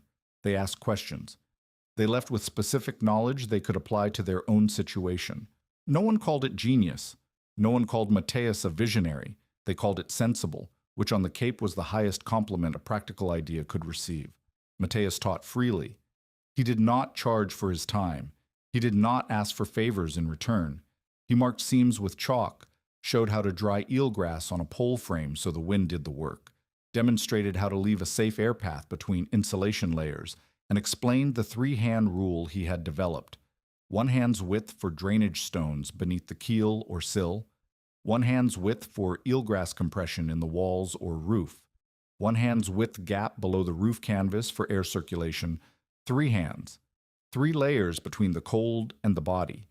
The method spread because it was cheap, visible, and teachable. A woman with no money and no tools could gather eelgrass and pack it into her roof gaps. A fisherman with a leaking shed could seal 3 seams in an afternoon with old rope and a pot of heated pitch. The knowledge required no special equipment and no special skill beyond patience and the willingness to test every joint with smoke. But not everyone was ready to learn. Leander Pike heard about the visitors. He heard about the widow and the fisherman and the deacon. He heard about the line of people walking down to the dune to look at a buried boat and walking back up with chalk marks on their sleeves and questions in their mouths. He heard about it the way a man hears about a fire in a building he owns, with anger and the immediate calculation of what it would cost him. Pike's objection had never been about the shelter. Pike's objection was about control. A fisherman who owed him $13.60 was supposed to be desperate. Desperate men accepted bad terms. Desperate men signed next season's catchaway at a discount. Desperate men left town when the debt grew too large, and their abandoned gear and remaining shares became Pike's property by default. Matthias had not done any of these things. He had built a shelter from garbage. He had survived a blizzard. He had rescued a man Pike needed to stay indebted to the old system. And now he was teaching other people how to stop losing heat through their walls, which meant other people were spending less money on fuel, which meant other people had more money at the end of winter, which meant other people were less desperate, which meant Pike's leverage was eroding with every seam Matthias sealed. Pike's first move was legal. He claimed Matthias had stolen the whaleboat. The hull, Pike said, belonged to the estate of a coastal trader named Coffin, who had bought old whaling gear from New Bedford years ago. Pike produced no documentation. He did not need documentation. He needed doubt. If the town believed the hull might be stolen property, Matthias's standing, already fragile, would crack. The claim went nowhere. No one could find a record of Coffin owning the specific hull, and 3 fishermen remembered seeing it half buried in the dune for at least 6 years before Matthias arrived. But the accusation lingered the way smoke lingers in a room after the fire is out. Pike's second move was economic. He tried to charge Matthias rent for the dune patch where the shelter sat. The land, Pike said, was part of a lot he had purchased from the town for back taxes. He produced a survey map that showed the lot extending to the tide line. Whether the map was accurate or forged, Matthias could not tell and could not afford to challenge. Pike's third move was personal. He spread a rumor that the pitch fumes inside the shelter had sickened Ruth during the blizzard, that the girl's fever had worsened, not broken, inside the hull, and that Amos had carried her home as soon as the storm allowed. The rumor was designed to do what Pike's other moves had failed to do, make the shelter dangerous in the public mind, so that the people who were learning from Matthias would stop coming. Amos killed the rumor himself. He stood at the store counter where Pike held court and said loudly enough for every man in the room to hear, "My daughter's fever broke inside that hull. She asked for water at dawn. I was there. Pike was not." Pike said nothing, but his jaw tightened, and the men in the store saw it, and they understood that the argument was no longer about a boat or a debt or a piece of dune. It was about whether one man's control over this stretch of coast was worth more than another man's knowledge of how to keep people alive. Alden P. Rounceville did not see any of this. He had been confined to his room behind the chandlery since late February, when the chest pain that had seized him on the dune returned and did not leave. Matthias visited him every third day. He brought fish when he had fish, and bread when he had bread, and company when he had nothing else. The visits were not charity. They were the continuation of a conversation that had begun the morning Alden walked to the dune expecting nonsense and found competence. In March, after the storm, Alden was strong enough to walk to the shelter one more time. Matthias and Alden repaired a second hull together, one of the dories the deacon had asked about, sound enough in the planking but leaking at every seam. They worked side by side in the thin spring sunlight. Alden could not kneel any more, so he sat on a plank across the gunwales and directed from above while Matthias worked below. Their rhythm had changed. In October, Alden had taught and Matthias had followed. Now Matthias led. He tested seams without being told. He heated pitch at the correct temperature without checking. He pressed oakum with the heel of the iron at 30 degrees off the plank face, and the fibers compressed into dense, matted lines that Alden approved with a finger tap on the gunwale. 1 tap for good, 2 taps for adjust, silence for perfect. They did not talk about what was happening. They did not need to. The relationship had shifted from teacher and student to collaborators, and the shift was visible in the work itself. 2 men reading the same hull, hearing the same seams, arriving at the same solutions by different paths that converged at the same point. In April, Alden's breathing worsened. He could not walk to the beach. Matthias came to the chandlery room and sat beside the bed, and they talked about whaleboats. Not about insulation or ventilation or survival, about the boats themselves, about the feel of cedar under a plane, about the way a well-steamed plank takes a curve like a sentence takes a turn, naturally, without forcing, because the grain was right and the heat was right, and the hands knew when to push and when to let the wood decide. Alden told Matthias about a whaleboat he had built in 1861 for a captain who wanted the lightest hull New Bedford had ever launched. Alden had shaved the planking so thin that sunlight showed through the cedar when the hull was lifted off the stocks. The captain had put his hand against the inside and felt the warmth of the sun coming through the wood, and he had said, "This boat is alive." Alden had never forgotten the phrase. A boat that lets sunlight through its skin is either a miracle or a coffin, and the difference is the man who built it. "Do not make them copy the boat," Alden told Matthias on one of the last visits. His voice was thin. His hands lay on the blanket, still scarred, still shaped by the work. "Make them copy the reason." Matthias asked what he meant. "The boat is a shape. Any fool can copy a shape. The reason is what the shape does. It refuses. Wind, water, cold. It refuses. That is what you must teach, not the shape. The refusal." Alden died on May the 12th, 1888. He died in the chandlery room with the window open and the smell of tar and rope drifting in from the harbor. He died after seeing 3 shelters repaired and a town begin to understand what refusal meant. He died with his seam iron on the shelf above the window, where he had told Matthias to find it on the day his chest first seized. Matthias cleaned the seam iron that evening. The tool was heavy in his hand. Wrought iron, shaped by a blacksmith in New Bedford decades ago, worn smooth on the heel where 10,000 seams had been pressed tight. It still smelled faintly of smoke and cedar. The smell was Alden's whole life compressed into a scent. The yards, the hulls, the winter mornings when pitch smoke rose from the kettles, and men built things that kept other men alive. He hung the iron inside the hull, on a peg driven into an oak rib, where Thomas could see it every morning when he wiped the frost from the canvas. December of 1888 brought the second test, and the second test was fire. An ice gale came in from the northeast on the 14th. Not a blizzard, but wind cold enough to freeze spray on the harbor pilings and sharp enough to drive sand through gaps that had survived the March storm. The gale hit at night. By morning, the outer beach was glazed in ice, and the temperature had dropped below 10 degrees. Pike's fish store caught fire at 2 in the afternoon.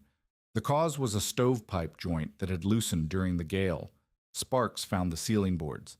The ceiling boards were dry pine soaked with years of fish oil and lamp smoke. The fire moved through the upper story, the way fire moves through anything it has been waiting to eat. Fast, hungry, and indifferent to the man downstairs who thought the stove was safe because it had always been safe. Pike was not in the store. His nephew was.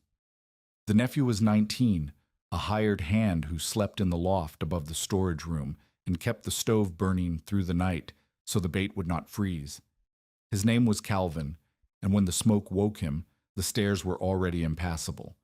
Smoke filled the loft like water fills a hold, from the bottom up, dense and black, driving the breathable air toward the ceiling.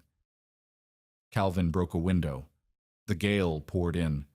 The fire, fed by the new air, doubled. The smoke did not clear. It churned. Calvin hung from the windowsill and screamed into the wind, and the wind took his voice and scattered it across the harbor. Matthias was on the beach when he heard the bell. Not the life-saving station bell this time. The fire bell, the fast, irregular clanging that meant a building was burning and hands were needed. He ran. He reached the store and saw what the men outside saw. Flames in the upper windows, smoke pouring from every gap in the clapboard siding, and Calvin's hands gripping the window frame while the fire ate the room behind him. The men were throwing snow on the lower walls. Snow against fire in a gale. It was the only tool they had, and it was not enough. Matthias did not throw snow. He looked at the building the way he had learned to look at the hull, as a system of joints and passages, each one doing something to the air inside. The fire was burning because air was feeding it. Air was feeding it because the broken window and the gaps in the clapboard and the open stovepipe were creating a draft.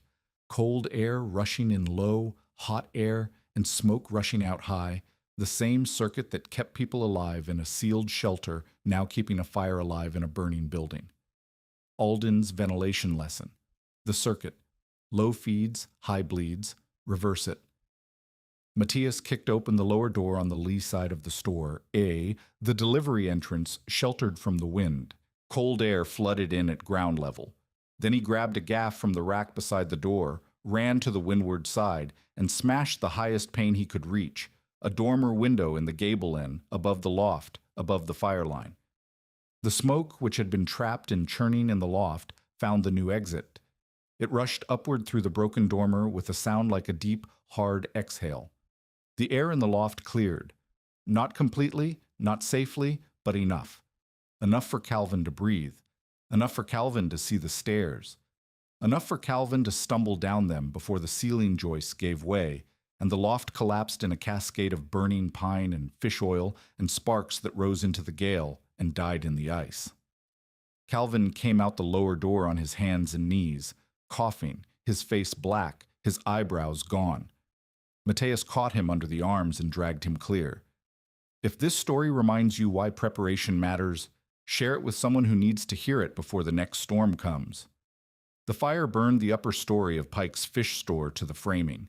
The lower story survived because the stone foundation held, and the snow the men had thrown on the walls had soaked into the clapboard enough to slow the flames. Pike's stock of dried fish, his ledger books, and his pride took damage in proportions he would not discuss publicly. What he could not avoid discussing was how his nephew had survived. The men who had been there told the story. Matthias had not thrown snow. Matthias had opened a door and broken a window. He had reversed the airflow. He had cleared the smoke. He had used, in a burning fish store, the same principle that had kept 4 people alive in a buried whaleboat. Control the air, and you control what lives and what dies. The knowledge was the same knowledge. The boat shelter had not saved Calvin. Understanding ventilation had saved Calvin.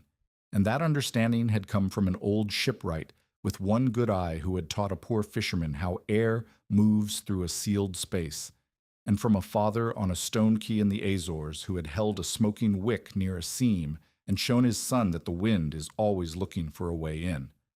Pike did not thank Matthias. He did not come to the dune. He did not acknowledge what had happened in any public way, but his nephew was alive, and his nephew knew whose hands had pulled him through the door, and silence in the face of that fact was its own kind of admission. The winter deepened. The work continued. Matthias built improvements into the shelter through January and February of 1889, each one born from a problem he had lived through and solved. He built a raised sleeping shelf. A platform of driftwood planks lifted 4 inches off the trench floor on stone footings. The shelf kept bedding above the condensation zone, where cold air pooled at ground level. Tomas no longer woke with damp blankets. He dug a gravel sump below the keel line, a pit filled with beach stones where water collected and drained away instead of pooling beneath the hull. The sump kept the foundation dry, even during rain tides that would have flooded the old trench. He doubled the roof. 2 layers of canvas with eelgrass packed between them, creating a dead air space that insulated better than either layer alone. The inner canvas stayed dry. The outer canvas took the weather. The eelgrass between them held still air the way a good wool coat holds still air, by trapping it in thousands of tiny pockets that the wind could not reach. He built a removable snow hood over the high vent, a cone of canvas and driftwood that could be lifted off for clearing and replaced in seconds. No more crawling across the roof in a blizzard with a clam rake. He taught the lamp smoke test to every family that would listen. Hold a lit wick near any joint in your house, your shed, your barn. Watch the smoke. Where it bends, you are losing heat. Where it disappears, you are losing the fight. The test cost nothing. The information it provided was worth every cord of wood a family would not need to burn. He refined the 3-hand rule into a teaching tool that anyone could remember. 1 hand's width of stones for drainage, 1 hand's width of compressed eelgrass for insulation, 1 hand's width of air gap below the roof for circulation. 3 measurements, 3 principles: drainage, insulation, ventilation. Everything else was detail. Amos learned to seal his fish shed properly and cut his winter fuel consumption by 1/3. He admitted this to Matthias grudgingly, as if the numbers were a personal offense. "I still would not sleep in a boat on land," Amos said. You already did, Matthias replied. Amos had no answer for that. Ruth, Amos's daughter, began helping Thomas gather and dry eelgrass. She was 7 and quick and not afraid of the smell. She became the first child besides Thomas to understand the system, not as theory, but as practice, as something her hands could do. She could test a seam with a smoking wick and mark the bends with chalk as accurately as Matthias himself. Knowles brought 2 surfmen from the Peaked Hill station to study the hatch design. They measured the angle, the clearance, the seal. They asked about snow loading and wind resistance, and how the hatch could be opened from inside if a drift buried the entrance. Matthias showed them the rope system, a line rigged from inside the hull to a post above the drift line, so that pulling the line from below would dislodge the snow plug from above. The surfmen copied the design into their notebooks. The method was spreading, not because Matthias promoted it, not because anyone declared it superior to conventional building. It spread because it worked, and because the winter of 1888 had shown, in terms that no one on the Outer Cape could argue with, that conventional methods had limits, and that the wind did not respect those limits. But Matthias had limits too. He was teaching freely, building for others, repairing and improving and demonstrating, and he was not eating enough. His weight had dropped. His hands, which had hardened in October, were now chapped and cracking again from the constant work with pitch and salt water and sand. His knee ached every morning and did not stop aching until midday, and some days it did not stop at all. He was becoming indispensable, and indispensable men, on the Cape and everywhere else, are the ones who forget to take care of themselves because the next person's problem is always more urgent than their own hunger. That problem had a name, and she arrived in February. Esther Almeida came to the outer beach because a net needed mending, and she stayed because everything else did too. She was 32, a widow. Her husband, a trawlerman out of Gloucester, had gone over the side in a squall 3 years earlier, and the sea had not returned him. She had no children. She had a skill, net mending, that kept her fed but not comfortable, and a directness that kept her respected but not popular. She said what she saw, and what she saw was usually the thing no one else was willing to name. She arrived in Provincetown in late February of 1889, following seasonal work. A fish house on the harbor side needed someone to repair a seine that had been torn during the fall run, and Esther was faster with a needle and twine than anyone the house had tried before. She rented a room above a bakery on Commercial Street and set to work. She heard about Matthias the way everyone heard about Matthias, through the gossip that runs through a fishing town like water through a net, catching the big pieces and letting the details escape. A Portuguese fisherman, a buried boat, a blizzard, a fire. A man who taught other men how to stop losing heat through their walls. She filed the information away the way she filed everything, with interest but without urgency, until the evening she walked past the dune path and saw him trying to stitch a canvas patch onto the roof of the shelter with hands that shook. She stopped. Matthias was on his knees on the roof of the hull, holding a sail needle in one hand and a piece of canvas in the other. The wind was pulling the canvas away from the eelgrass. He was trying to drive the needle through 2 layers of fabric while bracing the canvas with his knee, and his hands were trembling. Not from cold, though it was cold, but from exhaustion. His wrists were thin. His coat hung loose at the shoulders. He had the look of a man who had been feeding everyone but himself. "Your stitch is too long," Esther said. Matthias looked down from the roof. He saw a woman with dark hair pinned tight against the wind, hands on her hips, watching him the way a craftsman watches another craftsman make a mistake. "The canvas will tear at the stitch line," she continued. "You need half that spacing, or the wind will find the holes before spring." "I know," Matthias said. "Then why are you stitching it wrong?" He did not answer. The answer was that his hands could not hold the spacing anymore. The answer was that he had sealed 4 shelters, repaired 6 sheds, taught a dozen families, saved a man from a drift and a boy from a fire, and somewhere in the middle of all that, he had stopped eating regularly and sleeping enough, and his body was collecting the debt his will had been deferring since October. Esther climbed the dune without being invited. She took the needle from his hand, not gently, but not roughly either, with the matter-of-fact grip of a woman who handled tools the way most people handled forks. She examined the stitch line he had started, pulled 3 stitches out, and restitched them at half the spacing in the time it had taken him to do one. "You are a net mender," Matthias said. "I am a person who finishes what she starts," Esther replied. "You appear to be a person who starts what he cannot finish alone." She stayed until the patch was done. 20 minutes of work that would have taken Matthias an hour in his condition. She drove the needle through the layered canvas and eelgrass with a rhythm that was almost musical: pull, pierce, draw, set, pull again, and the stitches lay flat and tight and even, each one a small refusal of the wind. When she finished, she looked at the shelter below. She looked at the hatch, the vent, the sandbanking, the drainage channel. She looked at it the way Alden had looked at it on the first morning, not with pity or amusement, but with the eye of someone who understood what it took to make a thing hold together. "When did you last eat?" she asked. "This morning." "What did you eat?" Matthias did not answer. "That is what I thought," Esther said. She climbed down from the roof and walked back toward the harbor without saying goodbye.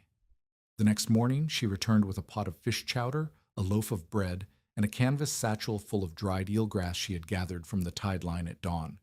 She did not ask permission. She set the chowder on the stone shelf Matthias had built inside the hull, tore the bread in half, handed one piece to Thomas and the other to Matthias, and said, "Eat, then show me how the eelgrass drying works." Matthias ate. Then he showed her. Esther did not move to the dune. She kept her room above the bakery. But she came to the shelter every day, and within a week she had reorganized the eelgrass operation from a task Matthias did when he remembered into a system that ran whether he remembered or not.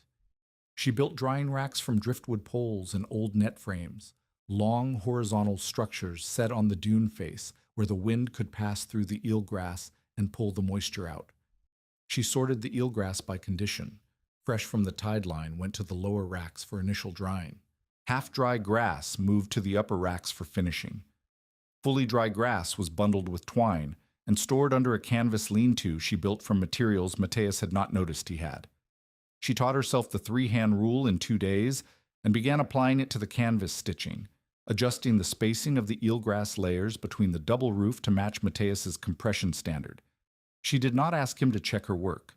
She checked it herself with the smoking wick. She also began doing something Matthias had not done. She kept records. A piece of sailcloth tacked to the inside of the hull, marked with charcoal. How many bundles of eelgrass dried per week? How many families had asked for help? How many seams had been sealed? How much pitch remained? How much rope? How much canvas? The records were not ledgers.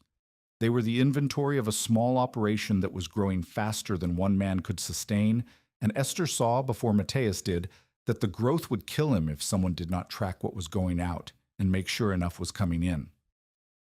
"You give away your labor," she told him one evening, not as an accusation, but as a diagnosis.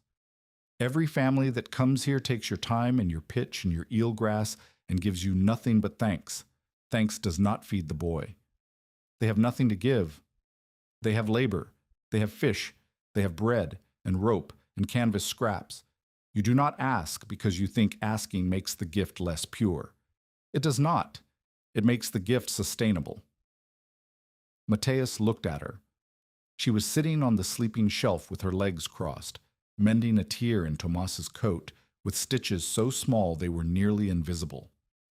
The lamplight caught the lines at the corners of her eyes, lines that came from squinting into wind and sun, not from age. "You sound like Alden," he said.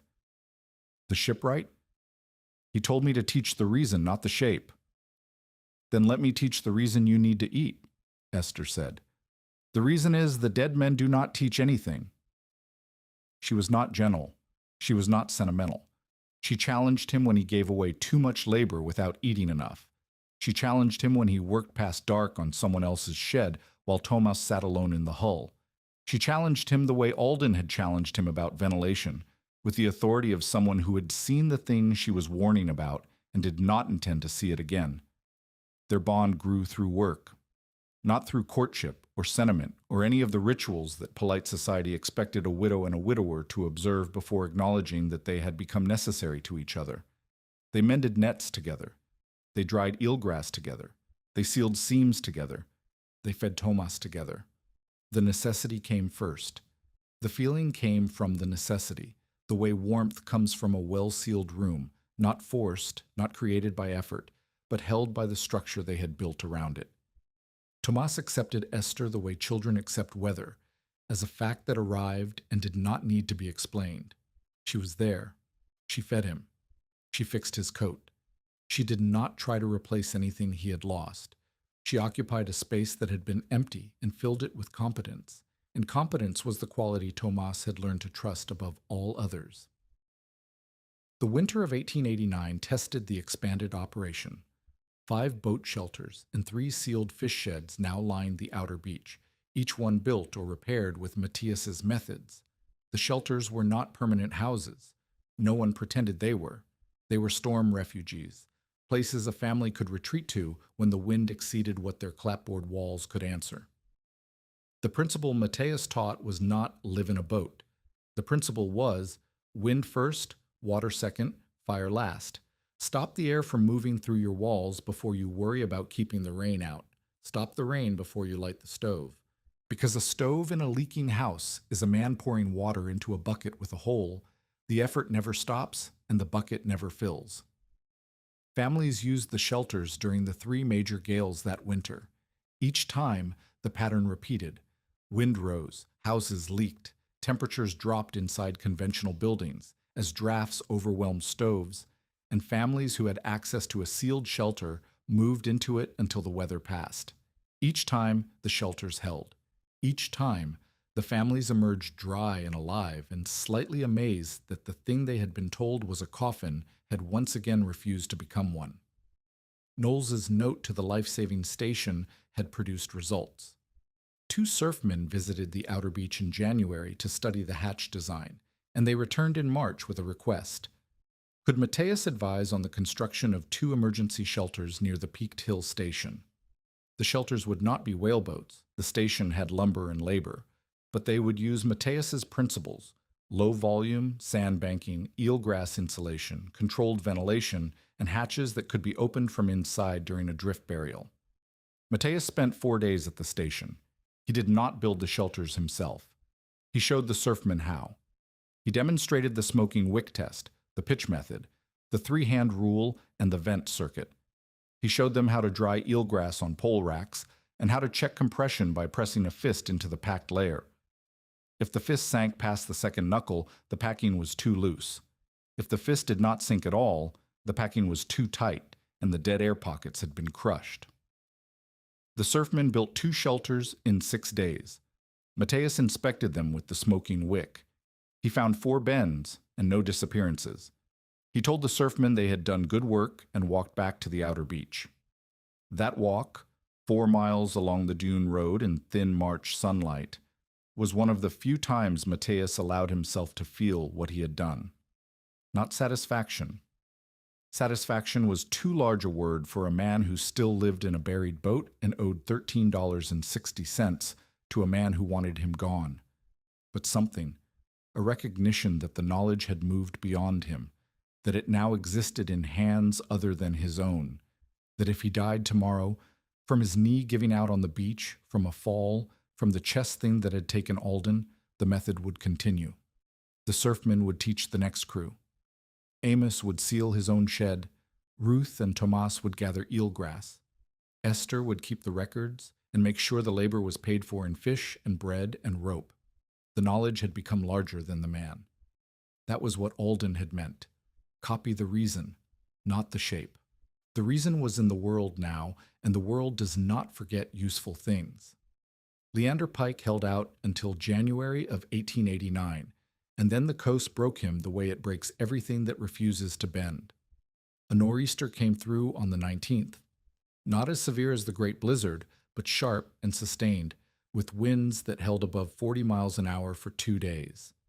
Pike's house, which he had repaired after the March blizzard but not sealed, because sealing meant admitting that Matthias's method had merit, and admitting that was a price Pike's pride could not pay, lost heat through the same clapboard joints that had failed before. The north wall leaked. The windows rattled. The stove burned at full draft and could not keep the front room above 40 degrees. Pike's wife, Harriet, made the decision, not Pike. Harriet bundled their youngest child, a girl of 4 named Clara, in every blanket they owned and told Pike they were going to the Widow Pettingill's boat shelter, the one Matthias had helped repair in November, the one that sat 200 yards down the beach from Pike's own house. Pike argued. Harriet did not listen. She carried Clara out the door and walked through the wind to the shelter and ducked through the hatch and found the widow already inside with a lamp burning and the temperature holding at 34 degrees. Pike followed. He spent one night inside a boat shelter, one night with his back against a cedar plank and his daughter asleep on his chest, and the wind doing what the wind always does, testing every surface, every joint, every seam, and finding nothing. The hull refused. The eelgrass held. The vent drew. The lamp did not flicker. Pike did not sleep. He sat in the dark and listened to the cedar creak and felt, for the first time in his life, what it meant to be inside a thing that had been built to answer to forces greater than a man's pride. In the morning, he found Matthias clearing snow from the widow's vent. Pike stood at the edge of the drift and watched. I called it a coffin, Pike said.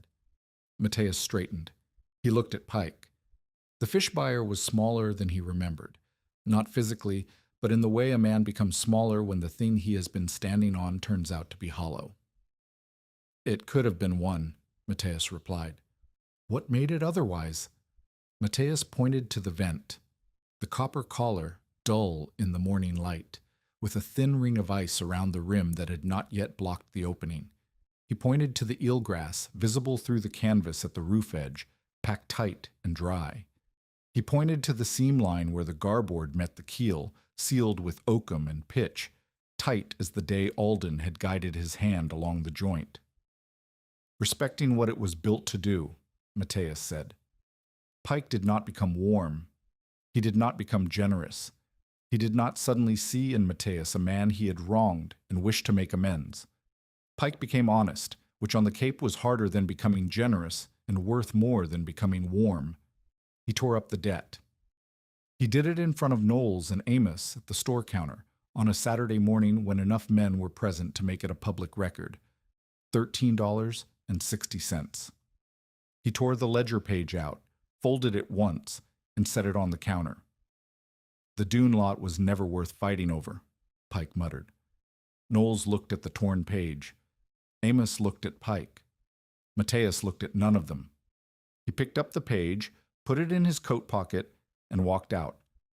The debt was gone. The lot was his by default.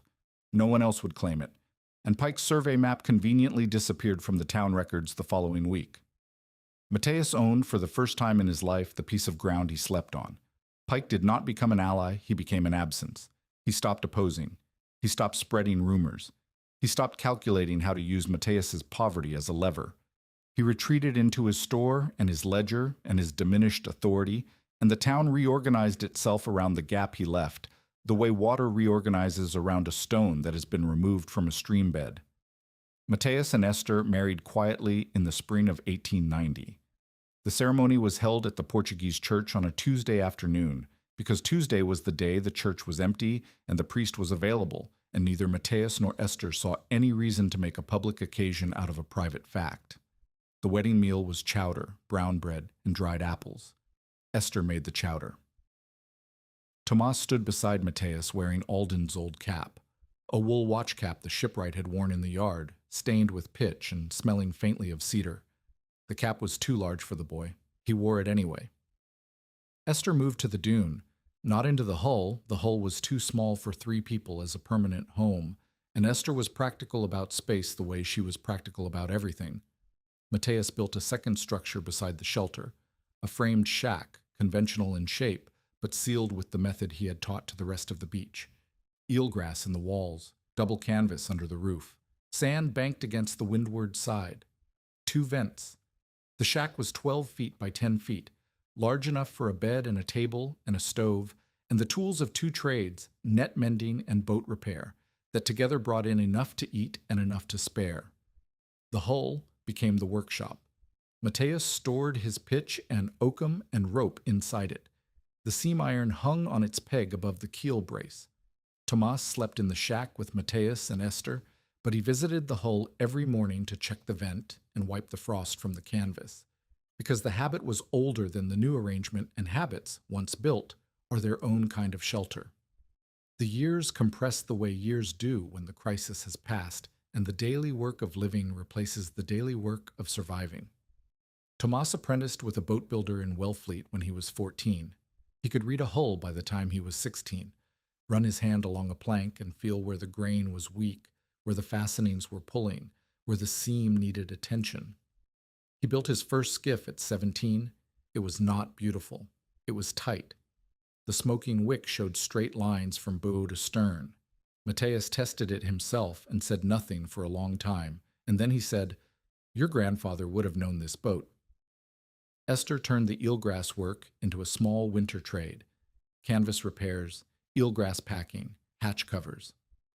Women from the outer beach brought their torn sails and worn roof patches to her, and she mended them with the same invisible stitches she had used on Tomas's coat. She charged fairly: fish, bread, rope, labor in kind. The records she kept on the sailcloth inside the hull grew into a ledger of exchanges that tracked the movement of materials and skill across the beach community like a map of currents. Matthias repaired boats and shelters. He did not return to deep fishing full time. His knee would not allow it, and his hands, bent now from years of rope and pitch and sand, were better suited to the close work of seam repair than the hauling work of nets and lines. He became the man you called when your shed leaked, or your hull cracked, or your stove smoked because the chimney draft was fighting the wind. He came with the seam iron and the smoking wick, and the patience of a man who had learned that every problem is a seam, and every seam can be read if you are willing to hold still and listen. He aged the way the Cape ages, slowly, weathered, with the grain showing. His hair went gray before he was 50. His knee locked on cold mornings and did not unlock until he had walked 100 steps. His hands, which had been scarred and split and hardened and cracked and healed so many times they had lost the capacity for smooth skin, became the hands of a man who had held more tools than most men hold in 2 lifetimes. He carried Alden's seam iron in his coat pocket every day until the coat wore out, and then he carried it in the next coat. He was not rich. He never became rich. That matters. The victory was not wealth. The victory was permanence. He slept in the same place every night. He ate food he had earned.